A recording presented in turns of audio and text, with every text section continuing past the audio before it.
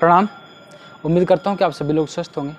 तो आज इस योगासन की जो सीरीज में हमारा जो नया आसन है उसका नाम है परिवर्त त्रिकोण आसन। तो परिवर्त त्रिकोण आसन को करने की विधि जो है वो ये, सबसे पहले मैट पर ऐसे खड़े हो जाना है और मैट पर खड़े होकर के क्या करना है, आपको अपने दोनों पैरों के बीच 3.5 से 4 फीट का गैप कर लेना है ऐसे। अब ध्यान रखना है कि हमें जिस साइड करना है, अगर हमें राइट साइड करना है तो राइट साइड के जो पैर, जो हमारा पंजा है उसको 90 डिग्री के एंगल पर रोटेट कर देना है और जो लेफ्ट साइड का है हमारा उसको थोड़ा सा अंदर की साइड रोटेट कर देना है 45 डिग्री से 60 डिग्री के बीच। अब दूसरी बात क्या करनी है कि हमें अपनी मसल्स को खींच कर रखना है, क्वाड्रिसेप्स मसल्स को, हैमस्ट्रिंग मसल्स को पूरा टाइट रखना है। हमेशा ध्यान रखें कि जब भी हम आसन करते हैं तो हमें अपनी बॉडी को एक्टिव रखना है, पैसिव नहीं रखना है, मतलब ढीला ढाला नहीं रखना है, बिल्कुल एक्टिव रखना है हमेशा। तो अपनी मसल्स को खींचेंगे ऊपर, पंजाब का सामने खींचा हुआ, और उसके बाद क्या करेंगे, आप अपने हाथों को ऐसे उठाएंगे, ऐसे उठा करके अपने ट्रंक को, वेस्ट को रोटेट करना है। रोटेट करने के बाद ऐसे, एंड देन स्लोली डाउन, हाथ नीचे, ये हाथ ऊपर, गर्दन ऊपर साथ में।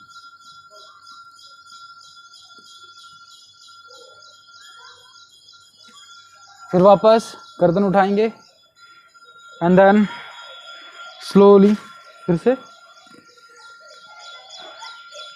वापस।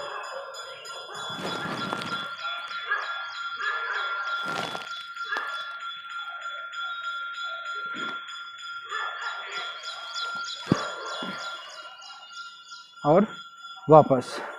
इसको 30 से 60 सेकंड तक हमें कंटिन्यू करना है, कर लेते हैं। अब हम बात करते हैं इसकी फ़ायदों की, इसके क्या क्या फ़ायदे होंगे शरीर के लिए। तो सबसे पहले जब हम इस स्थिति को करते हैं तो जैसे ही हम पैर खोलते हैं, पैर खोल करके पैर को रोटेट करते हैं तो हम अपनी मसल्स को टाइट करते हैं, पैरों के मसल्स को टाइट करते हैं। पैरों के मसल्स को टाइट करते हैं तो क्या होगा कि पैर हमारे मजबूत होंगे, उसकी जो मसल्स है वो मजबूत होंगे, स्ट्रेंथनिंग को प्राप्त होंगे, तो बिल्कुल मजबूत हो जाएंगे हमारी क्वाड्रिसेप्स मसल और हमारी हैमस्ट्रिंग मसल्स। इसके साथ साथ ये हमारे जो ग्लूटस मैक्सिमस है और ग्लूटस मिनिमस है, दोनों एक्टिवेट होते हैं, इसमें दोनों यूज़ होते हैं। तो जब जैसे ही हमारे ग्लूटस मिनिमस और मीडियस हमारे एक्टिव यूज़ होंगे इसमें, तो क्या होगा कि उसमें स्ट्रेचिंग होगी, थोड़ी सी स्ट्रेचिंग होगी। तो क्या होगा कि हमारी जो लेग हैं, जो एक्सटेंशन, हम लेग एक्सटेंशन करते हैं, लेग को रोटेट करते हैं, ये सारी चीज़ें हमारी बहुत अच्छी हो जाएंगी। इसके साथ साथ क्या होगा कि जब हम उसके ऊपर हम अपनी बॉडी को ट्विस्ट करते हैं तो क्या होगा कि हमारे जो इंटरनल ऑर्गन्स हैं, लार्ज इंटेस्टाइन, स्मॉल इंटेस्टाइन और स्प्लीन वगैरह वगैरह, वो सारे के सारे ट्विस्ट होते हैं तो उनमें एक प्रकार का खिंचाव आता है। वो खिंचाव जब आता है, खिंचाव आने से क्या होता है कि उनके अंदर मसाज होती है। तो उनके अंदर मसाज होने से क्या होगा कि जो उनके अंदर वेस्ट पदार्थ जो जमा हो जाते हैं, इकट्ठा होते रहते हैं टॉक्सिन्स के रूप में या जो स्टूल के रूप में जमा हो जाते हैं, वो ईजिली निष्कासित हो जाएंगे, शरीर से बाहर निकल जाएंगे। तो ये भी काम हमारे लिए करता है। अब पीछे देखते हैं कमर पे। तो कमर पे क्या करेगा, कमर जैसे ही हमारी ट्विस्ट होगी, कमर ट्विस्ट होगी तो हमारे स्पाइन ट्विस्ट होगा। स्पाइन ट्विस्ट होगा तो क्या होगा कि इसकी जो अंदर स्टिफनेस है, उसकी जो खिंचाव है उसके अंदर जो तकलीफ या दर्द है वो रिलीज हो जाएगा, वो रिलैक्स हो जाएगा, वो जो टेंशन है दिन भर की वो सारी की सारी रिलीज हो जाएगी। तो क्या करेगा, ये हमारी कमर को मजबूत भी करेगा, फ्लेक्सिबल भी करेगा, और साथ में क्या करेगा, जो खिंचाव है हमारी स्पाइन के आसपास जो नर्व हैं उनमें जो खिंचाव है, उसके खिंचाव को दूर कर करके उसको रिलैक्स पहुंचाता है। अब आते हैं थोड़ा सा और ऊपर। तो वो ऊपर क्या करेगा, हमारे जो हमारी चेस्ट है, चेस्ट एक्सपेंड होती है इसमें चेस्ट एक्सपेंड होगी तो क्या होगा कि ब्रीदिंग कैपेसिटी हमारी अच्छी होगी। चेस्ट हमारी ब्रीदिंग कैपेसिटी को अच्छा कर पाएगी, मतलब लंग्स हमारे मैक्सिमम कार्य कर पाएंगे। तो क्या होगा, उससे हमारी ब्रीदिंग प्रॉपरली होगी। उसके साथ साथ क्या करते हैं, ये हमारी जो बैक की जो मसल्स है, बैक की मसल्स को मजबूत करता है, कमर की मसल्स को मजबूत करता है।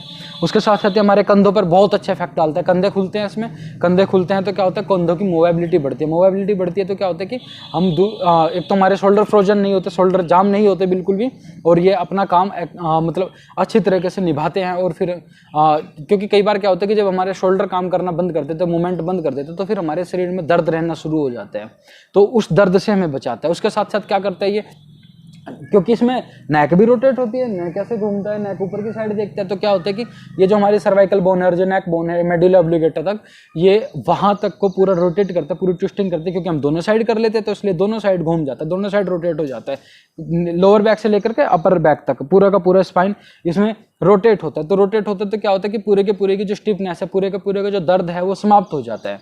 तो ये ऐसे हमारी मतलब पंजे से लेकर के हमारी बॉडी के ऊपरली भाग तक, सर तक पूरा इफेक्ट डालता है। उसके साथ साथ क्या करते हैं, जब हम ऊपर देखते हैं तो ऊपर देखने से क्या होता है कि हमारी धारणा शक्ति का विकास होता है। हम किसी एक पर्टिकुलर चीज को देखते रहते हैं, हम ऊपर ही देखते रहते हैं, ऊपर देखते हैं तो क्या होता है कि उससे हमारे जो कंसंट्रेशन पावर है वो बढ़ती है।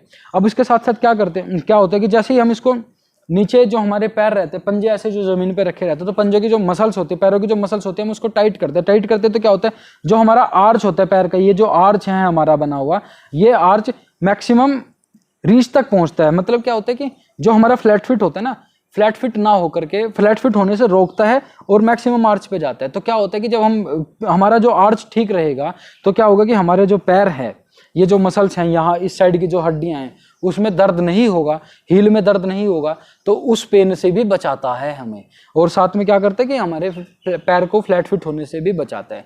तो ये इस प्रकार हमारे लिए बहुत ज़्यादा महत्वपूर्ण आसनों में से आसन आता है, क्योंकि ये हमारे पूरे ओवरऑल बॉडी पर काम करता है। अब बात करें कि इसकी सावधानियां क्या क्या रखी जाएं इसको करते हुए, तो इसकी सावधानी में यही है कि अगर हमें खड़े होकर के या बैठ या कुछ आसन करते हुए ट्विस्ट को, अपनी स्पाइन को ट्विस्ट करते हुए चक्कर आते हैं, तो उसको नहीं करना चाहिए। इसके साथ में उस व्यक्ति को नहीं करना चाहिए जिसकी कमर में थोड़ा सा पेन रहता है, बहुत थोड़ा सा मतलब कि बहुत ज़्यादा पेन रहता है, या स्लिप डिस्क इत्यादि है, तो किसी की देख रेख में ही करे तो ज़्यादा बेहतर है। तो ऐसे व्यक्तियों को इसको देख करके करना चाहिए। बाकी अस्थमेटिक प्रॉब्लम अगर है तो उसके लिए तो सर्वाधिक महत्वपूर्ण आसनों में से एक आसन ये है। तो इसी के साथ उम्मीद करता हूँ कि आप सभी लोग स्वस्थ रहेंगे, खुश रहेंगे। धन्यवाद, प्रणाम।